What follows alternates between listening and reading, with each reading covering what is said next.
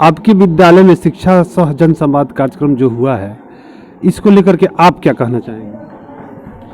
ये मेरा आया हुआ ज़्यादा समय नहीं हुआ, मैं नया रिक्रूटमेंट हुआ हूँ यहाँ स्कूल में।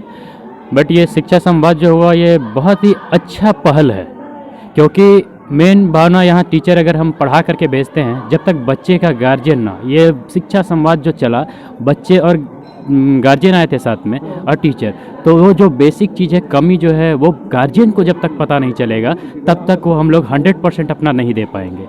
और यहाँ हमारे प्राचार्य का जो सभी बच्चे भी बोल रहे हैं, तो एक शिक्षक होने के नाते हमें भी बड़ा आनंद आ रहा है उनके साथ काम करने का, क्योंकि हम एक खुद से सीबीएसई बोर्ड से पढ़े हुए हैं और जो सारा चीज़ देखते थे हम वहाँ, वो अब यहाँ उतर रहा है ये ज़मीन पे। तो ये एक खुद में बड़ा आनंददायक, मेरे को भी मज़ा आ रहा है सर के साथ काम करने, क्योंकि कोई ऐसा काम करवाते हैं, लगता है कि हाँ ये आना चाहिए इस स्कूल में। क्योंकि ये एक ऐसा लगता था ना कि पता नहीं स्कूल में क्या हो रहा है, क्या है स्कूल, क्या नहीं चल रहा है, काम का कोई ठिकाना नहीं। बट ये सर आए हैं, एक सिस्टमेटिक वे से सारा चीज़ बन रहा है, ग्रुप बन रहा है, क्योंकि सबसे ज़्यादा भागीदारी बच्चे का होना चाहिए। तो सर बच्चे को ही जिम्मेदारी देते हैं और हम लोगों की निगरानी रखते हैं, कोई गलत ना हो, कोई सही ना हो, ये चीज़ हम लोग देखते हैं। तो सर के साथ मज़ा आ रहा है। मुख्य चीज एक बात करेंगे कि यह जो शिक्षा संवाद कार्यक्रम हुआ है, इस संवाद में या गार्जियन को समझाने का कोशिश किया गया है या बच्चों को? बच्चे तो बच्चे हैं, उनको कहोगे आप थोड़ी देर बाद भूल जाते हैं। बेसिक में था कि हम अपनी समस्या और जो गार्जियन है उनकी समस्या हम ले, क्योंकि बच्चे यहाँ से जाने के बाद क्या करते हैं नहीं करते हैं, समय अपना शिक्षा में थोड़ा उनको देना जरूरी है। जब तक उनके गार्जियन उनको बैठाएंगे नहीं, मोटिवेट नहीं करेंगे इंटरनली उनको कि बच्चे पढ़ने लिखने से क्या होता है, क्या मिलेगा तुमको समाज में, एक स्थापित जगह चाहिए, तो वो कैसे हो सकता है? शिक्षित होगे तभी। और कहने का एक और बात बोलते हैं, शिक्षा सिर्फ नौकरी और ये नहीं, एक समाज भी होता है ना, वो भी अगर शिक्षित लोग होंगे उसका समाज बहुत तरक्की करता है। ठीक है, परिचय दे दे अपना। मेरा नाम विनय कुमार हुआ, मैं प्राइमरी का शिक्षक हूँ यहाँ। धन्यवाद। शिक्षा संवाद कार्यक्रम आपके विद्यालय में आयोजित किया गया, इससे आप लोगों को क्या शिक्षा मिली? सर, शिक्षा संबंधित कार्यक्रम से हमें ये सीख मिलती है कि सरकार की दी हुई नीतियाँ दी हुई है, जिसके कारण हम अपने शिक्षा को आगे बढ़ा सकते हैं, उनकी नीतियाँ अपनाकर और पढ़ सकते हैं, पढ़ लिख कर कुछ बन सकते हैं। इसलिए सरकार की दी हुई नीतियाँ को हम शिक्षा संवाद में समझकर वर्तमान में भी हम इसे यूज करेंगे। ठीक है, आगे पूछते हैं। शिक्षा संवाद जो कार्यक्रम यहाँ पर हुआ, तो आप लोगों के द्वारा जो भाग लिया गया, क्या बात बताया गया? सर, इस विषय में बताया गया है कि जो लोग पढ़ना चाहते हैं लेकिन पढ़ने के लिए उनके पास पैसे नहीं है, इसलिए सरकार उन्हें ऋण दे सकती है, कर्ज दे सकती है, जिसके चलते वे पढ़ सकते हैं। और जो लोग खेल कूद करना चाहते हैं, पढ़ लिख कर नहीं बल्कि खेल कूद कर अपना नाम रोशन करना चाहते हैं, उनके लिए भी सरकार नीतियाँ दी गई हैं। और जो लोग पर्यावरण संबंधी समस्याओं उन्हें सुधारना चाहते हैं, पर्यावरण को बचाना चाहते हैं, उनके लिए भी सरकार ने कुछ नीतियाँ बनाई गई है। परिचय दे दो। मेरा नाम आकांक्षा कुमारी है, मैं वर्ग 9th में पढ़ती हूँ। मेरा विद्यालय का नाम उच्च माध्यमिक विद्यालय भवनगावा है। कार्यक्रम में आप पहुँचे हुए हैं, क्या कहना चाहेंगे? बच्चों को क्या संदेश देना?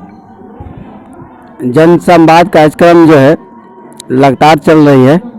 हर जन संवाद कार्यक्रम में हम लोग शिक्षा संवाद, जन संवाद नहीं सर, शिक्षा संवाद में हम लोग पहुंचते हैं। बिहार सरकार की जितना भी योजनाएं हैं, उन्मुखी योजनाएं हैं, उसको हम लोग बताने का काम करते हैं। जो भी विद्यालय में योजनाएं चल रही है उस पर को भी धरातल पर बताने का काम कर रहे हैं, ताकि बच्चे या अभिभावक जान करके इससे लाभान्वित हों।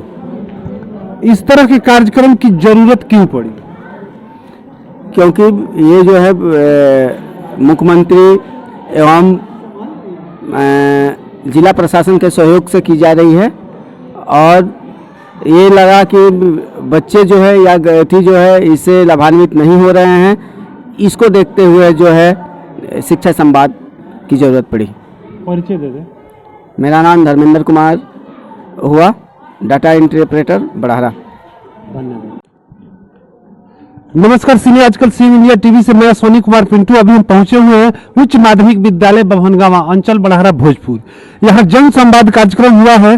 कार्यक्रम बड़ा अच्छे तरीके से संपन्न हुआ। इसको लेकर के हम विद्यालय के प्रधानाध्यापक से बात करेंगे कि जन संवाद कार्यक्रम का मैंने क्या औचित्य है और क्यों कराया गया है और इससे क्या बेनिफिट होने वाला है। आइए आगे आइए। जन संवाद कार्यक्रम जो हुआ है उसका क्या उद्देश्य है? जी धन्यवाद। पहले तो आपको आपने मौका दिया हमें बोलने का। तो मैं पहले ये बता दूं कि आज हमारे यहाँ रखा गया था लोक संवाद, जो शिक्षा से संबंधित था। शिक्षा लोक संवाद था ये, और ये मुख्य रूप से लोगों को जागरूक करने का एक बेहतरीन प्रयास है, क्योंकि हमारा देश प्रजातांत्रिक व्यवस्था रखता है और प्रजातांत्रिक व्यवस्था में लोगों को बोलने का अधिकार है और लोगों को प्रश्न पूछने का अधिकार है। और यही मेन मूल बात यही है कि कैसे इन लोगों को भावी रणनीतियों के बारे में, भावी योजनाओं के बारे में और वर्तमान योजनाओं के बारे में कैसे रूबरू कराया जाए, कैसे बताया जाए और क्या हो रहा है वर्तमान धरातल पर, कितनी योजनाएं कितनी तार्कसंगत ढंग से लागू हो रही है या नहीं हो रही है, दोनों बात। तो हम लोगों ने आज 2 प्रोग्राम रखा अपने विद्यालय में। एक तो लोक संवाद का कार्यक्रम आयोजित हुआ और दूसरा 127वीं जन्म दिवस सुभाष चंद्र बोस की मनाई गई, जो पराक्रम दिवस के रूप में हम लोगों ने मनाया है। जो 2021 से पराक्रम दिवस की शुरुआत हो गई है, सुभाष चंद्र बोस की जयंती ना मना करके अब पराक्रम दिवस मनाते हैं हम लोग। तो पराक्रम दिवस के रूप में मनाया हम लोगों ने और हमारे अपने बच्चों के बीच में इसको रखा कि कैसे उन लोगों के भी पराक्रम की तेवर कैसे डेवलप होगा, क्योंकि जो जिस उम्र में ये लोग अब आ रहे हैं, खास करके 9th और 10th क्लास, जो जिस उम्र में किशोरावस्था की ओर जा रहा है, अचानक बदलाव की प्रवृत्ति काफ़ी ज़्यादा डेवलप करती है। इस स्थिति में इस काम को कैसे आगे की ओर बढ़ाया जा सकता है हम लोगों ने किया है।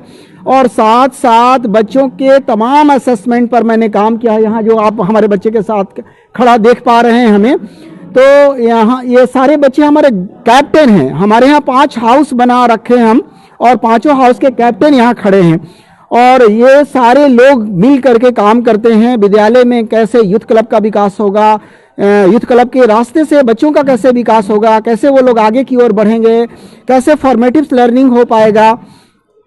और यूथ क्लब के अलावा जैसे यूको क्लब में कैसे काम होंगे, कैसे हमारा पर्यावरण और ज़्यादा विकसित होगा।